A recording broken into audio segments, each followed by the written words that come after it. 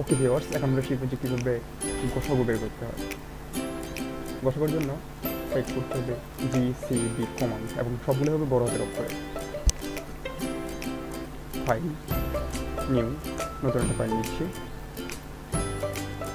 এখান থেকে জুম করে নিচ্ছি 300%, দেন টাইপ করছি GCD, থার্ড ব্র্যাকেট স্টার্ট। এখান থেকে আমরা যে সংখ্যাগুলো গসাগু করতে চাই, সাপোজ 5, 10, 20, 35, 55 এবং 65, এগুলো আমরা গসাগু বের করতে চাই। দেন ব্র্যাকেট ক্লোজ। এবার আমি এখান থেকে যদি শিফট ইন্টার একসাথে দিই, তাহলে আমাকে আউটপুট দেখাচ্ছে 5, অর্থাৎ 5, 10, 20, 35, 55 এবং 65 এগুলোর গসাগু হচ্ছে 5।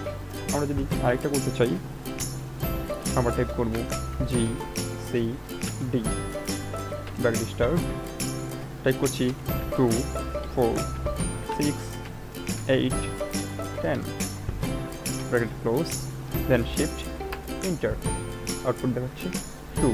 তো এইভাবে আমরা যে কোনো কিছু কী করতে পারি, গসাগু বের করতে পারি। সেভ করে নিচ্ছি।